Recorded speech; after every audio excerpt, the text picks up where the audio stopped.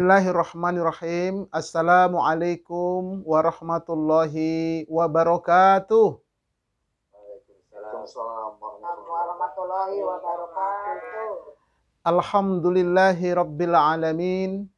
Wassalatu wassalamu ala asyrafil anbiya'i wal mursalin wa ala alihi wa sahbihi ajma'in. Amma ba'd.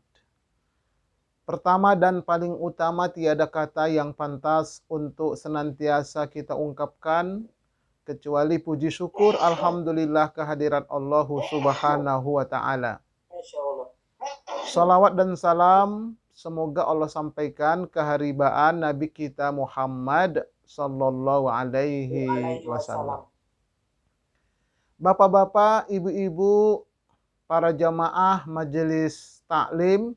Majelis taklim apa namanya kita nih Bapak Ibu? Iluni 83. Ya? Iluni FK 83. Iluni FK 83. Fakultas Kedokteran UI 83. Betul ya? Ya. Mudah-mudahan kita semua senantiasa dirahmati oleh Allah Subhanahu wa taala.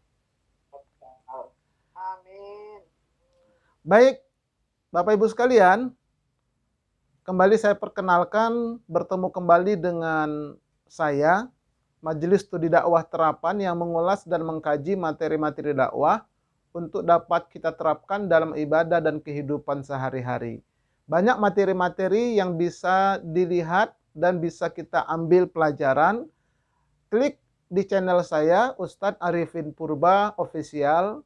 Tapi bagi yang belum subscribe, nah ditunggu subscribe-nya, like and share-nya, dan itu insya Allah gratis semua. Ajak keluarga, ajak tetangga dalam rangka untuk menyebarkan dakwah Islam ini. Baik, pada malam hari ini saya akan sampaikan keutamaan tentang menuntut ilmu.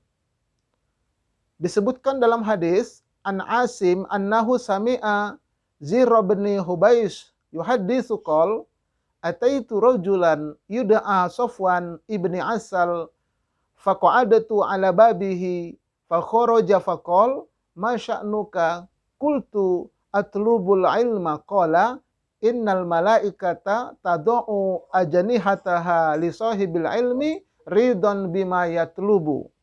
Artinya dari Asim bahwasanya dia mendengar Zirra bin Hubais bercerita bahwa datang seorang laki-laki kepada Safwan bin Asal lalu duduk di depan pintu rumahnya. Maka keluarlah Safwan dan berkatalah ia, apa yang engkau lakukan di situ? Aku, laki-laki itu berkata, aku ingin menuntut ilmu. Safwan berkata, sesungguhnya para malaikat membentangkan sayapnya kepada orang yang menuntut ilmu karena ridho dengan apa yang ia cari. Nah, jadi ya, malaikat itu sangat menyenangi dan menyukai orang-orang yang menuntut ilmu. Mereka mengembangkan sayapnya kepada majelis ilmu. Nah, mudah-mudahanlah majelis ilmu kita ini mendapatkan naungan dari para malaikatnya Allah. Amin ya rabbal alamin. Baik, Bapak Ibu sekalian, pada malam hari ini kita akan mengkaji ya lanjutan, dan ini saya kira ini terus ya, berlanjut terus dengan beberapa ustadz tentunya. Nah, pada malam hari ini yang akan kita ulas adalah tafsir surah Al-Baqarah dimulai dari ayat 28 sampai ayat 34. Subtemanya mulianya Nabi Adam dan hinanya iblis. Nah, bagaimana penjelasannya? Mari kita lihat. Ayat 28 Allah berfirman, Bismillahirrahmanirrahim. Kaifa takfuruna billahi wa kuntum amwata fa ahyakum thumma yumitukum thumma yuhyikum thumma ilaihi turja'un. Artinya, mengapa kamu kafir kepada Allah? Padahal kamu tadinya mati, lalu Allah menghidupkan kamu, kemudian kamu dimatikan, dan dihidupkannya kembali. Kemudian kepadanya lah kamu dikembalikan. Jadi kita dari mati, hidup, mati, hidup. 2 kali mati, 2 kali hidup. Ya, jadi 2 kali mati, 2 kali hidup. Bagaimana tafsirnya? Banyak buku-buku tafsir. Nah, saya angkat di sini beberapa tafsir saja, di antaranya tafsir As-Sa'di. Bagaimana bisa terjadi kekufuran dari kalian kepada Allah yang telah menciptakan kalian dari tidak ada, lalu memberikan nikmatnya kepada kalian dengan berbagai macam nikmat. Kemudian dia mematikan kalian di dalam kubur bila telah sampai ajal kalian. Jadi kita berasal dari tidak ada, mati. Kemudian lahir ke muka bumi, dikasih nikmat. Nah kemudian mati lagi ke alam kubur. Jadi sekali mati, sekali hidup. Nah kemudian dia membangkitkan kalian kembali setelah hari kebangkitan dan berdiri di padang mahsyar. Kemudian kepadanya lah kalian akan kembali. Nah, lalu selanjutnya, maka apakah pantas bagi kalian kufur kepadanya? Dan bukankah hal itu hanyalah suatu kebodohan dan kedunguan yang besar? Akan tetapi yang sepantasnya lah bagi kalian adalah agar kalian bertakwa kepadanya, mensyukurinya, beriman kepadanya dan takut akan azabnya dan mengharap balasannya.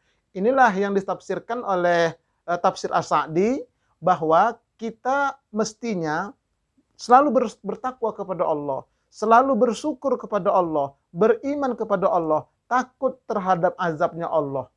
Karena semua ini adalah nikmat dari Allah.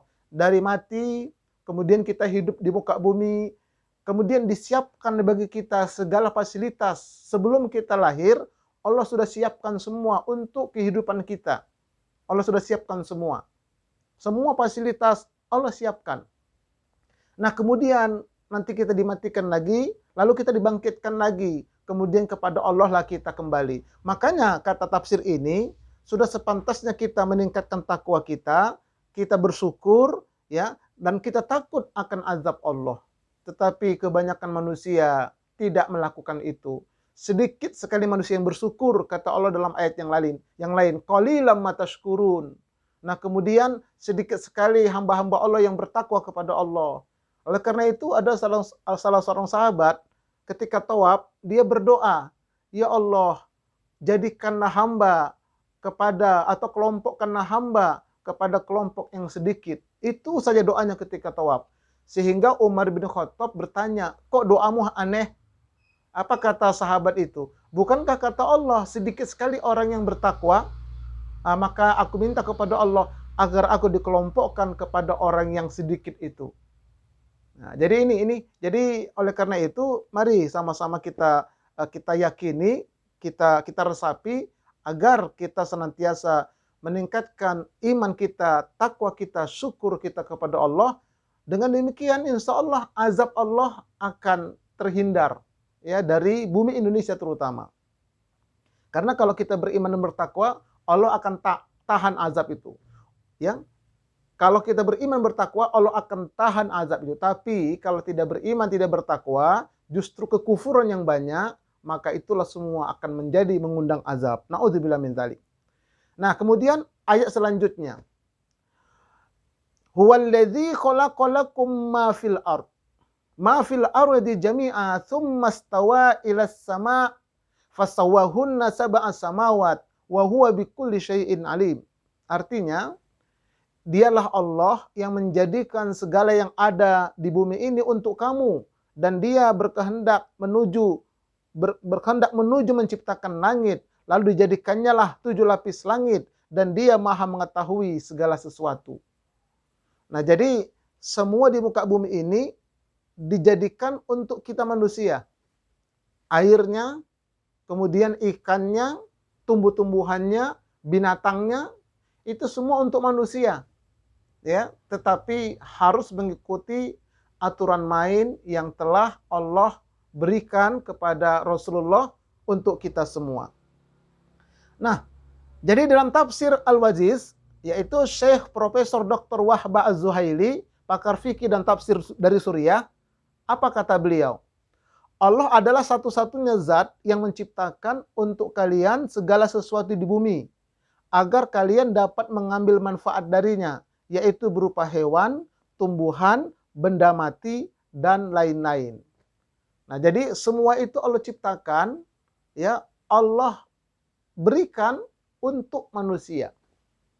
Nah, jadi untuk manusia, tetapi tadi ada aturan main dia. Ada hukum-hukum yang mengikat. Ya, ada hukum-hukum yang mengikat. Nah, kemudian Allah beristiwa sesuai dengan kehendaknya. Istiwa adalah naik dan berada di dekat di derajat paling tinggi di atas segala sesuatu. Kemudian menciptakan 7 langit dengan sebaik-baik ciptaannya sehingga tidak ada penyimpangan di dalamnya. Nah, jadi summastawa, istiwa. Jadi kalimat atau kata istiwa bersemayam ini adalah termasuk perkara mutasyabihat. Mutasyabihat itu adalah perkara yang maknanya hanya Allah yang tahu. Apa maksud istawa? Naik, itu maksudnya apa? Bagi Allah. Nah, serahkanlah kepada Allah, itu yang paling aman. Begitu para sahabat ketika itu meyakini tentang hal-hal yang terkait dengan mutasyabihat. Nah, tetapi ada sebahagian juga kalangan mengatakan, ya betul-betul naik Allah itu. Maka dibantah oleh ulama lain, berarti nanti Allah itu sama dengan makhluk. Makanya yang paling aman adalah istawa di sini artinya mutasyabihat. Makanya Imam Malik pernah ditanya, apa itu istawa? Istawa itu maklum, bertanya tentangnya adalah bid'ah. Nah, itu ya. Jadi itu makna istawa. Nah, kemudian ini ilustrasinya. Jadi Allah menciptakan 7 lapis langit di atas kita. Ini langit pertama, langit kedua, langit keempat, ya, sampai kelima, keenam, ketujuh. Nah, di bawahnya adalah bumi, planet-planet, bintang-bintang, galaksi Bima Sakti. Bahkan di kolong langit kedua, sebagian ulama mengatakan seperti di kolong langit pertama. Ada bumi, ada matahari, ada bintang-bintang, dan seterusnya. Sampai di kolong langit ketujuh. Nah, di atas langit ketujuh ada aras. Nah, di aras itu ada padang mahsyar, ada kursinya Allah, ada hisab, ada mizan, ada sirat, ada neraka, ada surga. Nah, jadi itu semua Allah ciptakan. Ya, menciptakan bumi beserta isinya, kemudian Allah menciptakan 7 lapis langit di atas kita, kemudian Allah ciptakan aras dan seterusnya. Jadi kalau kita lihat dari peta antariksa, bumi kita ini sangat kecil sekali. Tidak terlihat. Nah, inilah kira-kira gambarannya bagaimana Allah menciptakan 7 lapis langit di atas kita.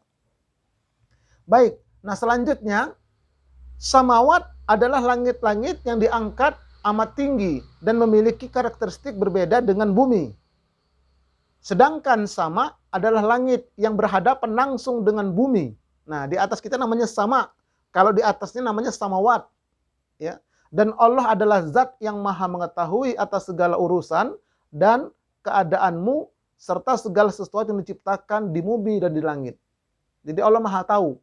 Jadi Allah itu maha tahu dan maha mencipta, Rabbu namanya, Rabbul Alamin. Mencipta alam dan sekaligus memelihara.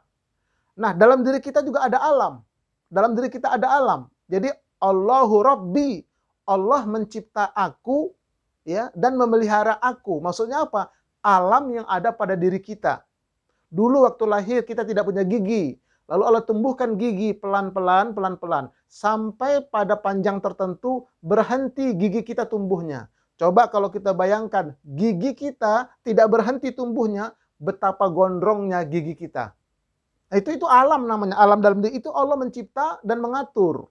Begitu juga alis mata. Ini dari dulu saya segini saja alis mata saya. Coba bayangkan itu kalau alis mata ini panjang dia, begitu dipanggil Ustadz Purba, ada apa Pak? Begitu nanti saya. Nah ini jadi yang menciptakan Allah, mengatur ini semua Allah.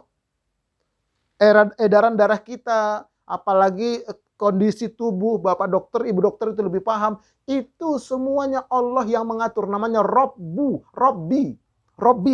Tuhan mencipta dan mengatur aku. Rabbun Nas, Tuhan mencipta dan mengatur manusia. Rabbul Alamin, Tuhan mencipta dan mengatur alam semesta. Itu maknanya.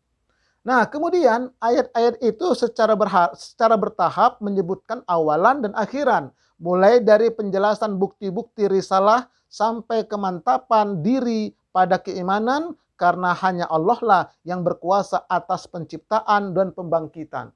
Jadi maksudnya dengan kita mengkaji alam, lalu kita sandarkan itu adalah atas kuasa Allah, maka semakin mantaplah iman kita. Kita berkata, la haula wala quwata illa billah. Tidak ada daya saya, tidak ada upaya saya. Semuanya ini adalah atas kehendak dan kuasa Allah. Itulah keimanan yang mantap. Nah, ini ya, ini tafsirnya. Nah, baru kita masuk ayat yang ke-30.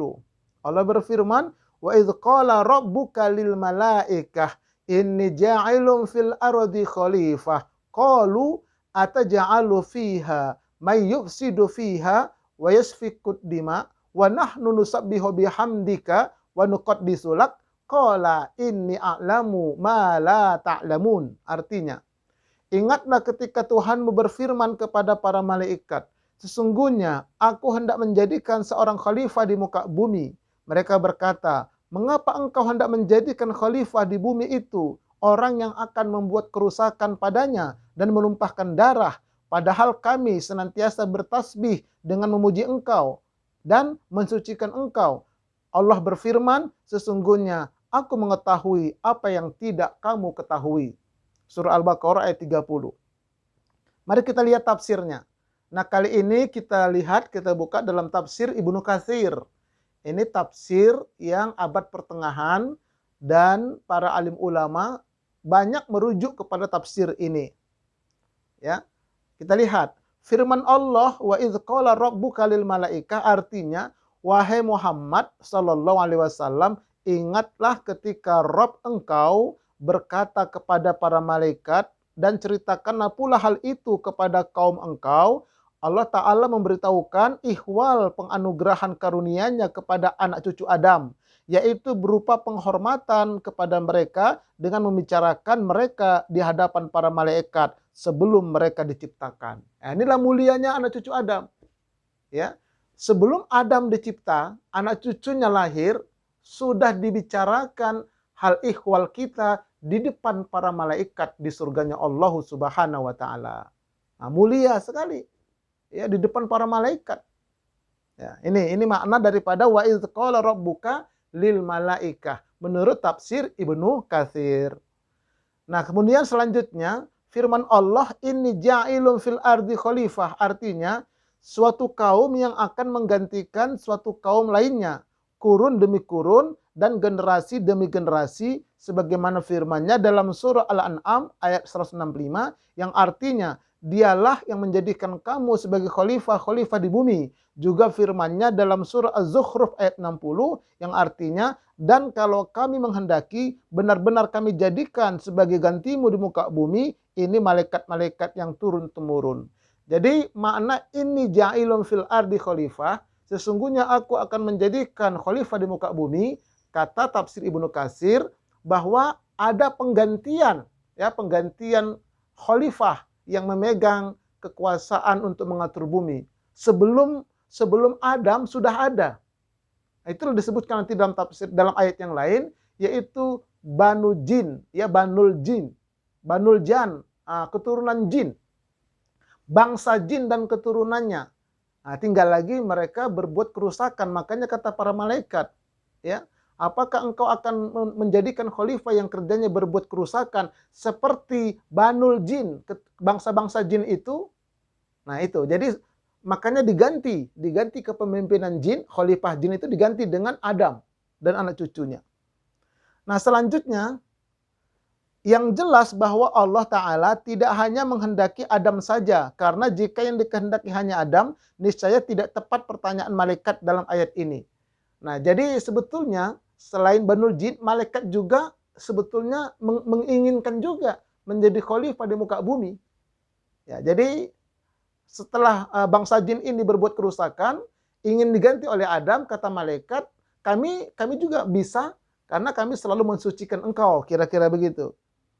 Nah, artinya bahwa para malaikat itu bermaksud bahwa di antara jenis makhluk ini terdapat orang yang akan melakukan hal tersebut.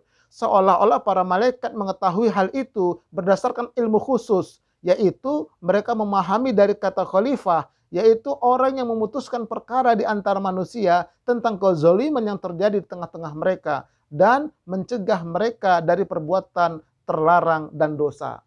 Nah, jadi itu makanya malaikat juga sebetulnya ingin juga dia, kenapa tidak kami saja, kira-kira begitulah. Demikianlah yang dikemukakan oleh Imam Al-Qurtubi, atau mereka berbandingkan manusia dengan makhluk sebelumnya, yaitu bangsa jin tadi. Baik, selanjutnya. Ucapan malaikat ini bukan sebagai penentangan terhadap Allah, ya, atau kedengkian terhadap anak cucu Adam, bukan. Sebagaimana diperkirakan sebagian mufassir, mereka ini telah disifati Allah sebagai makhluk yang tidak mendahuluinya dengan ucapan, yaitu tidak menanyakan sesuatu yang tidak diizinkan. Nah, jadi malaikat ini bertanya begitu karena memang Allah izinkan. Makanya malaikat bertanya seperti itu. Kalau Allah tidak izinkan, tidak akan keluar pertanyaan itu dari malaikat. Kemudian, di sini tatkala Allah memberitahukan kepada mereka bahwa Dia akan menciptakan makhluk di bumi, Qatadah mengatakan para malaikat telah mengetahui bahwa mereka akan melakukan kerusakan di muka bumi. Itu, ya. Maka mereka bertanya, mengapa engkau hendak menjadikan khalifah di muka bumi ini orang yang akan membuat kerusakan padanya dan menumpahkan darah? Pertanyaan itu hanya dimaksudkan untuk meminta penjelasan dan keterangan tentang hikmah yang terdapat di dalamnya. Ya, bukan hendak mendahului Allah, bukan. Itu pertanyaan malaikat itu tadi. Nah, kemudian maka untuk memberikan jawaban atas pertanyaan para malaikat itu, Allah Ta'ala berfirman, Inni a'lamu ma la ta'lamun. Artinya Allah Ta'ala mengetahui dalam penciptaan golongan ini, manusia, terdapat kemaslahatan yang lebih besar daripada kerusakan yang kalian khawatirkan. Dan kalian tidak mengetahui bahwa aku menjadikan di antara mereka para nabi dan rasul yang diutus ke tengah-tengah mereka. Jadi kata Allah, aku lebih tahu daripada kalian. Dan di antara mereka juga terdapat para shadiqun, syuhada, orang-orang soleh, orang-orang yang taat beribadah, ahli zuhud, para wali, orang-orang yang dekat kepada Allah Ta'ala, para ulama, orang-orang yang khusyuk dan orang-orang yang cinta kepadanya, serta orang-orang yang mengikuti para rasulnya. Nah, jadi Allah Maha mengetahui, makanya nanti anak cucu Adam itu nanti ada wali-walinya, orang yang dekat kepada Allah, ada para nabi, para rasul, orang-orang sidikun, para ulama dan seterusnya. Itulah yang tidak diketahui oleh malaikat. Ya. Nah, kemudian malaikat terdiam.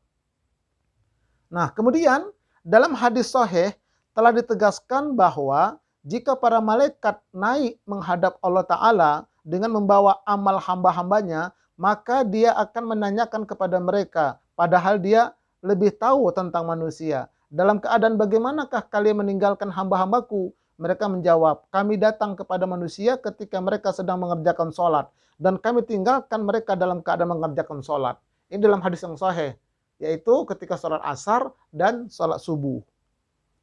Yang demikian itu karena mereka datang silih berganti mengawasi kita berkumpul dan bertemu pada waktu sholat subuh dan sholat asar.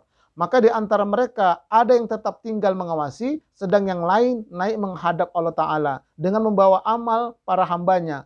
Ucapan para malaikat, kami datangi mereka ketika sedang mengerjakan sholat dan kami tinggalkan mereka ketika dalam mengerjakan sholat. Merupakan tafsiran firman Allah Ta'ala, Inni a'lamu ma la ta'lamun. Nah, begitulah disebutkan dalam tafsir Ibnu Katsir. Jadi manusia belum ada, tapi nanti ke depannya akan ada malaikat yang menyaksikan perbuatan-perbuatan manusia seperti itu dalam ibadah kepada Allah. Baik, disebutkan dalam hadis. Ini dia hadisnya tadi. Dari Abu Hurairah, semoga Allah meridhoinya, Rasulullah bersabda, bergiliran atas kalian malaikat malam dan malaikat siang. Jadi ada malaikat penjaga malam, ada malaikat penjaga siang. Mereka berkumpul pada saat subuh dan asar. Lalu naiklah malaikat yang bertugas malam hari. Allah bertanya kepada mereka, padahal Allah Maha tahu, bagaimana kalian tinggalkan hamba-hambaku? Mereka berkata, kami tinggalkan mereka dalam keadaan sholat, dan kami datang kepada mereka dalam keadaan sholat. Jadi malaikat itu aplusan ketika naik kepada Allah melapor bahwa manusia itu sedang sholat. Malaikat yang datang nanti lapor lagi mereka sedang sholat. Nah, ini yang malaikat tidak tahu sebelum Adam diciptakan. Akan seperti itu nanti manusia. Mereka tidak tahu. Allah Maha tahu. Sudah dibuat skenario-nya oleh Allah di Lauh Mahfuz 50.000 tahun sebelum manusia dan alam ini diciptakan. Baik, firman Allah Ta'ala ini ja'ilun fil ardi khalifah. Menurut Ibnu Jarir dari Al-Hasan Al-Basri dan Qatadah mengatakan bahwa maksud firman Allah kepada para malaikat adalah dia memberitahukan hal itu kepada mereka. Ibnu Jarir mengatakan artinya adalah Allah Ta'ala akan menjadikan di muka bumi seorang khalifah dariku dan menjadikan penggantiku dalam memutuskan perkara secara adil dan di antara semua makhlukku. Khalifah tersebut adalah Adam dan mereka yang menempati posisinya dalam keadaan kepada Allah, ketaatan kepada Allah dan pengambilan keputusan secara adil di tengah-tengah umat manusia. Nah, jadi ini ja'ilun fil ardi khalifah itu maksudnya Adam itu dan keturunannya nanti akan jadi khalifah untuk sebagai perwakilan Allah untuk menetapkan hukum-hukum Allah lewat nabi dan rasul sebagai pembawa risalahnya. Nah, itu yang tidak diketahui oleh malaikat. Nah, selanjutnya firman-Nya wa nahnu nusabbihu bihamdika wa nuqaddisu lak. Menurut Abdul Razak dari Muammar dari Qatadah berkata, tasbih adalah tasbih, sedangkan takdis adalah sholat. Ibnu Jarir mengatakan takdis berarti pengagungan dan pesucian. Misalnya ucapan mereka subuhun kudusul, Allah dan kudusun adalah mensucikan serta pengagungan bagi Allah. Demikian juga dikatakan untuk bumi, ardun muqaddas, ya, atau tanah suci. Jadi malaikat itu ada yang diciptakan Allah tugasnya hanya bertasbih. Subhanallah, subhanallah. Ada juga yang bertasbih subuhun kudusun, subuhun kudusun. Jadi malaikat itu beda-beda tasbihnya. Beda-beda. Semakin banyak mereka bertasbih, semakin banyak sayapnya Allah berikan. Dan sayap yang paling banyak adalah malaikat Jibril. Makanya dia itu malaikat Jibril itu sayapnya banyak sekali, terbangnya cepat dia. Dengan demikian kalimat ini berarti ya, kami senantiasa mensucikanmu dan menjauhkanmu dari apa yang dilakukan oleh orang-orang musyrik kepadamu. Kami menisbatkan kepadamu sifat-sifat yang kau miliki, yaitu mensucikan dari berbagai kenistaan dan dari apa yang dikatakan kepadamu oleh orang-orang kafir. Nah, jadi kata malaikat, kami selalu mensucikan engkau, ya, memuji namamu sesuai dengan yang kau sebutkan gitu. Misalnya dengan Asmaul Husna. Jadi nama Allah itu sangat banyak. Tidak hanya Asmaul Husna yang 99, tidak. Banyak sekali. Termasuk huwa, itu nama Allah. Makanya kul huwallah. Katakanlah dia Allah. Ana, itu juga nama Allah. Innani anallah. Sesungguhnya aku adalah Allah. Jadi banyak sekali nama-nama Allah. Ya, tidak hanya 99. Nah, kemudian disebutkan dalam hadis.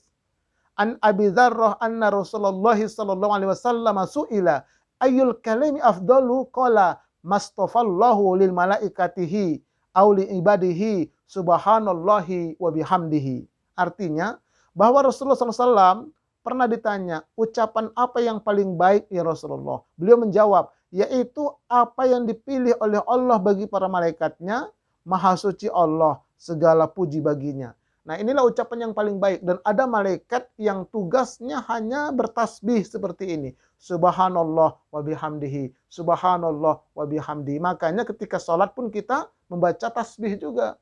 Subhana rabbiyal azim ketika ruku. Subhana rabbiyal a'la ketika sujud. Itu adalah tasbih-tasbihnya para malaikat. Nah, makanya diberikan juga kepada hamba-hamba Allah yang soleh. Baik. Nah, selanjutnya firman Allah, ini a'lamu ma la ta'lamun. Menurut Qatadah artinya Allah Ta'ala sudah mengetahui bahwa di antara khalifah itu akan ada para nabi, para rasul, kaum yang soleh dan para penghuni surga. Imam Al-Qurtubi dan ulama lainnya menjadikan ayat ini sebagai dalil yang menunjukkan keharusan mengangkat pemimpin untuk memutuskan perkara di tengah-tengah umat manusia, mengakhiri pertikaian mereka, menolong orang yang teraniaya dari yang menzolimi, menegakkan hukum, mencegah berbagai perbuatan keji dan berbagai hal yang penting lainnya dan tidak mungkin ditegakkan kecuali dengan adanya pemimpin. Jadi khalifah maksudnya juga adalah pemimpin. Nah, tugas pemimpin itu menegakkan kebenaran, ya, membela yang lemah, menolong yang lemah. Tetapi ketika pemimpin itu di muka bumi ini tidak menjalankan tugas itu, nah nanti di akhirat akan mendapatkan akibatnya di sisi Allah kalau tidak segera bertaubat. Nah, jadi ini hati-hati kita. Makanya dalam hadis disebutkan, setiap kamu adalah pemimpin. Kita pemimpin bagi diri kita sendiri. Dan seorang suami pemimpin bagi keluarganya. Seorang istri pemimpin bagi anak-anak dan harta suaminya. Terus. Dan setiap kamu akan ditanyai nanti terhadap apa yang kamu pimpin. Itulah khalifah itu maksudnya. Nah, sesuatu menjadikan sesuatu menjadi suatu kewajiban tidak sempurna kecuali dengannya, maka sesuatu itu sendiri merupakan hal yang wajib. Jadi ini adalah kaedah ya. Kaedah dalam usul fiqh juga seperti itu. Sesuatu menjadikan sesuatu itu kewajiban tidak sempurna kecuali dengannya, maka sesuatu itu merupakan hal yang wajib. Ya. Misalnya kita sholat itu wajib, ya, sholat itu wajib. Nah, bagaimana supaya kita bisa mengerti sholat? Ya menuntut ilmu. Makanya menuntut ilmu tentang sholat itu juga menjadi wajib. Nah, seperti itulah dan seterusnya. Baik. Nah, kemudian ayat selanjutnya, wa 'allama Adamal asma'a kullaha tsumma aradahum 'alal malaika faqala ambiuni bi asma'i haula in kuntum shadiqin. Dan dia mengajarkan kepada Adam nama-nama benda seluruhnya, kemudian mengemukakannya kepada para malaikat, lalu berfirman, sebutlah kepadaku nama-nama benda itu, dan jika kamu memang benar-benar orang yang benar. Jadi secara diam-diam Allah memberikan ilmu laduni kepada Nabi Adam. Tanpa belajar Allah masukkan ilmu ke dalam kolbunya. Yang itu tidak dimiliki oleh malaikat. Semua nama-nama di surga itu, bahkan nama-nama yang ada di muka bumi, yang selama ini malaikat nggak tahu, paling beberapa mereka tahu nama-nama itu. Tapi kepada Adam sudah diberikan. Makanya kata Allah, wahai malaikat, kalau memang kamu mengatakan kamu benar, coba sebut nama-nama benda yang ada itu. Nggak sanggup malaikat. Nah, kemudian apa yang terjadi? Nah, ditafsirkan dalam tafsir ini. Ibnu Jarir mengatakan pendapat yang paling tepat dalam hal ini adalah penafsiran Ibnu Abbas dan orang yang sependapat dengannya. Artinya, yaitu Allah berfirman, sebutkanlah nama-nama benda yang telah aku perlihatkan kepada kalian. Hai para malaikat yang mempertanyakan, mengapa engkau hendak menciptakan khalifah di muka bumi, orang yang akan membuat kerusakan padanya dan menumpahkan darah, yaitu dari kalangan selain kami, kata malaikat. Padahal kami senantiasa bertasbih dengan memujimu. Nah, jika ucapan kalian itu benar, bahwa jika aku menciptakan khalifah di muka bumi ini, selain dari golongan kalian ini, maka ia dan semua keturunannya akan durhaka kepadaku, membuat kerusakan dan menumpahkan darah. Coba sebutkanlah nama-nama benda itu kalau memang kalian benar. Begitu kata Allah kepada para malaikat. Dan jika aku menjadikan kalian sebagai khalifah di muka bumi, maka kalian akan senantiasa mentaatiku, mengikuti semua perintahku, serta mensucikan aku. Maka jika kalian tidak mengetahui nama-nama benda yang telah aku perlihatkan kepada kalian itu, padahal kalian telah menyaksikannya, berarti kalian lebih tidak mengetahui akan sesuatu yang belum ada dari apa-apa yang nantinya bakal terjadi. Jadi di surga itu diperlihatkan ini benda ini namanya apa, ini apa. Malaikat tidak sanggup. Yang nampak saja kalian tidak bisa menyebutkan namanya apa, bagaimana yang belum terjadi, kata Allah kepada para malaikat. Di surga itu, ya. Nah, ini Nabi Adam belum terjadi, ya. Makanya mereka berkata, qalu subhanaka la ilma lana illa ma 'allamtana innaka antal alimul hakim. Mereka menjawab, maha suci engkau ya Allah, tidak ada yang kami ketahui selain apa yang telah engkau ajarkan kepada kami. Sesungguhnya engkaulah yang maha mengetahui, lagi maha perkasa, lagi maha bijaksana. Nah, ini jawaban malaikat jujur, ya. Mereka menyerah, mereka ngaku kalau mereka betul-betul nggak tahu. Nah, itulah jiwa malaikat. Dan hendaknya juga kita begitu. Kalau kita tidak tahu, katakan tidak tahu. Jangan ngarang begitu. Nah, tafsir Ibnu Katsir. Ayat ini berarti bahwa inilah penyucian dan pembersihan bagi Allah Ta'ala yang dilakukan oleh para malaikat bahwasanya tidak ada seorang pun yang dapat mengetahui sesuatu dari ilmunya kecuali dengan kehendaknya, dan bahwa mereka tidak akan pernah mengetahui sesuatu kecuali apa yang telah diajarkannya. Dia menganugerahimu segala sesuatu, ya, maha bijaksana dalam penciptaan, perintah, pengajaran, dan pencegahan terhadap apa-apa yang engkau kehendaki. Bagimu hikmah dan keadilan sempurna. Firman Allah, subhanallah, menurut riwayat Ibnu Hastim, ya, dari Ibnu Abbas, artinya penyucian Allah Ta'ala terhadap dirinya sendiri dari segala keburukan. Nah, itu ya. Nah, kemudian Umar bin Khattab pernah mengatakan kepada Ali dan para sahabat yang ada bersamanya, la ilaha illallah, tiada ilah yang berhak disembah kecuali hanya Allah. Kami telah mengetahuinya. Lalu apa itu subhanallah? Maka Ali pun berkata kepadanya, itulah kalimat yang disukai dan diridhoi Allah untuk dirinya sendiri, serta dia sukai untuk diucapkan. Jadi la ilaha illallah, tidak ada Tuhan yang berhak disembah hanya Allah, kata Ali bin Abi Thalib, kata para sahabat. Lalu subhanallah itu apa? Kata sahabat. Nah, kata Ali bin Abi Thalib, subhanallah itulah yang kalimat yang sangat disukai oleh Allah. Ya, jadi kalau kita mengucapkan subhanallah, Allah sangat suka. Tetapi pengucapan subhanallah itu harus diiringi dengan kolbu, dengan jiwa. Ya, dengan jiwa dia. Maksudnya lahir batin. Maha suci Allah artinya tidak ada sekutu bagi Allah. Tidak ada yang menyamai Allah. Tidak ada Tuhan yang berhak disembah selain hanya Allah. Allah itu bukan benda. Allah itu bukan cahaya. Allah itu bukan waktu, bukan tempat. Ya, maksudnya Allah itu bukan benda, bukan jasad. Tapi Allah itu adalah Allah, maha suci dia dari semua makhluk. Ya, seperti itu. Jadi tak terbayangkan, kalau terbayangkan itu bukan Allah. Tak terbayangkan Allah itu. Tapi nanti di akhirat bisa bertemu dengan Allah. Bagaimana caranya? Kita tunggu tanggal mainnya. Begitu disebutkan dalam Al-Quran dan Sunnah. Kemudian, qala ya Adam, ambihum bi asma'ihim. Falamma amba'ahum bi asma'ihim qala, alam aqul lakum inni a'lamu ghaibas samawati wal ard wa a'lamu ma tubduna wa ma kuntum taktumun. Artinya, Allah berfirman, "Hai Adam, beritahukanlah kepada mereka nama-nama benda ini." Maka setelah diberitahukannya kepada mereka nama-nama benda itu, Allah berfirman, bukankah sudah kukatakan kepadamu bahwa sesungguhnya aku mengetahui rahasia langit dan bumi dan mengetahui apa yang kamu lahirkan dan apa yang kamu sembunyikan. Jadi malaikat nggak bisa ngelak lagi. Nah, itu ya. Nah, kemudian apa tafsirnya? Ini sedikit lagi.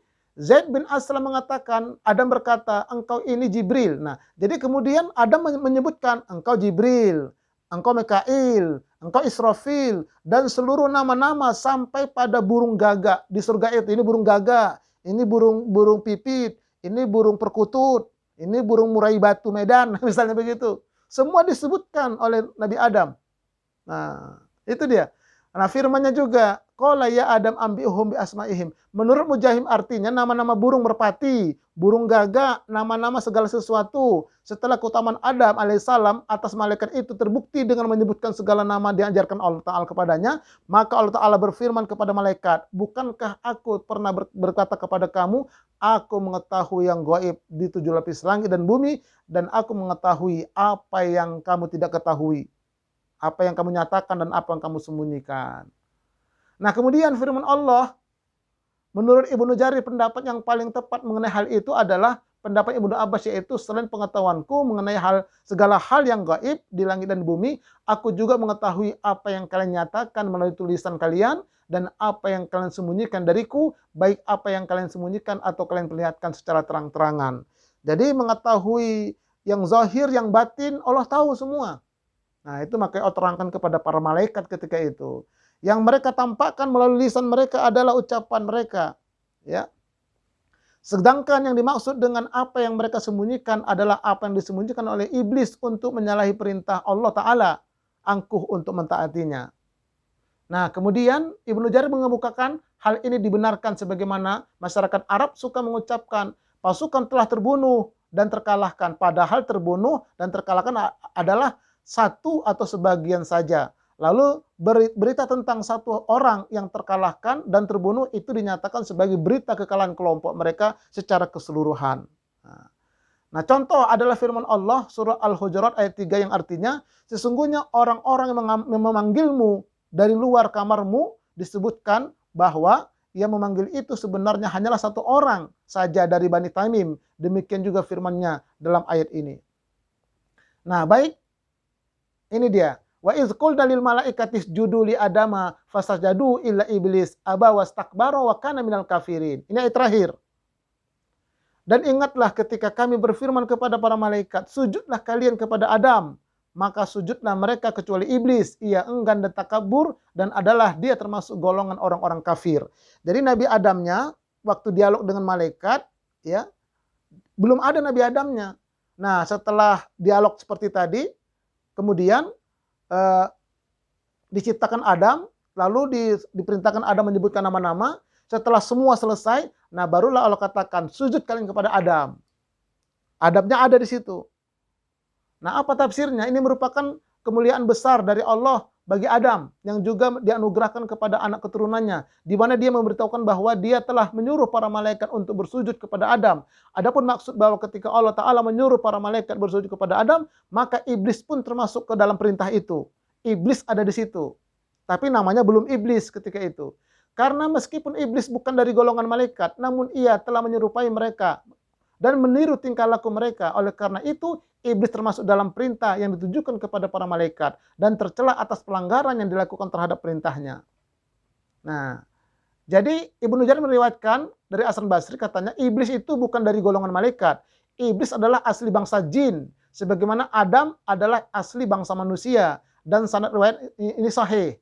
Hal yang sama juga dikatakan oleh Abdurrahman bin Zaid bin Aslam. Qatadah mengatakan ketaatan itu untuk Allah Ta'ala. Sedangkan sujud ditujukan untuk Adam. Allah Ta'ala memuliakan Adam dengan menyuruh para malaikat bersujud kepadanya. Penghormatan, kata ulama. Nah, sebagian ulama mengatakan sujud disebut adalah penghormatan, penghargaan, dan pemuliaan. Sebagaimana firman-Nya dalam surah Yusuf ayat 100 artinya. Dan dia menaikkan kedua ibu bapanya ke alas singgasana. Dan mereka semuanya merebahkan diri seraya sujud kepada Yusuf. Dan Yusuf berkata, wahai ayahku, inilah tabir mimpiku yang dahulu itu. Sesungguhnya Tuhanku telah menjadikannya suatu kenyataan. Jadi mereka juga sujud penghormatan zaman Nabi Yusuf ketika itu. Hal itu merupakan syariat umum umat-umat terdahulu sebelum umat Nabi Muhammad SAW. Namun, ya, cara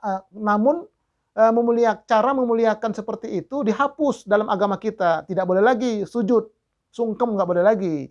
Mu'az pernah bercerita, aku pernah datang ke Syam. Setibanya di sana, aku menyaksikan mereka bersujud kepada para pendeta dan pemuka agama mereka. Lalu kukatakan, engkau ya Rasulullah lebih berhak untuk dijadikan tempat bersujud. Maka beliau bersabda, apa kata Nabi? Ini sabda Nabi. La yasluhu li basyarin ayasjuda li basyarin. Walau salah li basyarin ayasjuda li basyarin la amartul mar'ata antasjuda li zawjiha min izamil haqqihi 'alaiha. Tidak seandainya aku boleh memerintahkan seorang untuk sujud kepada orang lain, niscaya aku perintahkan kepada wanita agar sujud kepada suaminya karena besarnya hak suami atas dirinya. Nah, makanya kata Nabi nggak boleh lagi penghormatan sujud. Ya, kalau Nabi sebelumnya itu sujud mereka, umat-umat sebelumnya. Nah, ini menurut Qatadah, fasajadu ila iblis adalah musuhnya Allah Ta'ala. Iblis iri terhadap Adam atas kemuliaan yang telah dianugerahkan Allah kepadanya. Lalu iblis berkata, aku diciptakan dari api sedangkan Adam diciptakan dari tanah. Dosa yang pertama kali terjadi adalah kesombongan iblis yang merasa enggan bersujud kepada Adam sebagaimana sabda Rasulullah. Ini sabda Rasulullah. Nah, ini artinya, kita lihat artinya saja. Tidak dapat masuk neraka seorang di dalam hatinya terdapat iman sekalipun seberat biji sawi. Dan tidak dapat masuk surga seseorang yang di dalam hatinya terdapat sifat takabur sekalipun sebesar biji sawi. Jadi takabur, sombong dalam hati walaupun dia ahli ibadah, hafal Quran, ulama terkenal, kalau ada sombong sebesar biji sawi kata Nabi, nggak akan masuk surga. Kenapa? Itu adalah perbuatan iblis, laknatullah alaihi. Nah, di dalam hadis iblis telah terdapat kesombongan, kekufuran, dan keingkaran yang menyebabkan ia terusir dari rahmat Allah Ta'ala dan dari hadirat ilahi. Baik. Nah, begitu juga pengertian bahwa iblis dalam pengetahuan Allah Ta'ala termasuk golongan orang-orang kafir. Ya, pendapat tersebut diterjih oleh Al-Qurtubi dan seterusnya. Nah, kemudian masing-masing pendapat ada kelompok pendukung, namun ayat ini lahirnya menunjuk bahwa bersifat umum, ya. Jadi sujud itu bersifat umum. Kemudian umum itu artinya bahwa di sana adalah penghormatan saja. Bersujudlah pada malaikat itu semuanya. Umum, semua disuruh sujud, termasuk iblis ketika itu di sana. Nah, siapa iblis itu sebetulnya? Iblis adalah dari golongan jin. Jadi sejarahnya begini, ya sebentar sedikit lagi ini. Sebelum Nabi Adam dicipta, di muka bumi sudah ada dinosaurus, manusia purba. Manusia purba itu ada 70 orang. Ya, apakah Ustadz Purba bagiannya walau alam? Tinggal ada hubungan mungkin ya. Jadi 70 orang itu manusia purba dan bangsa jin. Kemudian bangsa jin ini kerjanya berkelahi. Lalu Allah turunkan pasukan malaikat bawa meteor. Maka orang-orang bangsa jin ini yang punya kesaktian, ada yang lari ke gunung, lari ke laut, ada yang terbang ke langit, ke awan. Nah, ada salah satu anak jin, bayi, anak raja jin, namanya Azazil. Kata Allah, wahai malaikat Jibril, angkat Azazil itu bawa ke langit, ke alam malaikat. Nah, dibesarkanlah di sana, dikasih zikirlah dia, dikasih zikir. Semua zikir malaikat di sana dia kuasain. Makanya sayapnya banyak, menyamain malaikat Jibril. Kemudian dia diangkat sebagai ketua malaikat di alam malaikat itu. Namanya Azazil. Nah, ketika Adam dicipta, disuruh sujud semua termasuk Azazil. Azazil tidak mau sujud. Karena merasa dia sudah sakti, sudah hebat, sudah orang terkenal dari api dan seterusnya. Itulah kemudian dicabutlah gelar itu. Dikutuklah dia jadi iblis. Nah, kemudian dia turun ke muka bumi, dia pengaruhi manusia-manusia, dia pengaruhi jin-jin, menjadi anak buahnya namanya setan. Jadi setan itu minal jinnati wan nas. Nah, itulah kira-kira begitu kesimpulannya. Wallahu a'lam bishawab. Mudah-mudahan bermanfaat untuk kita semua. Assalamualaikum warahmatullahi wabarakatuh. Saya kembalikan kepada Bapak Ketua, silakan. Assalamualaikum warahmatullahi wabarakatuh. Terima Waalaikumsalam. kasih Pak Ustadz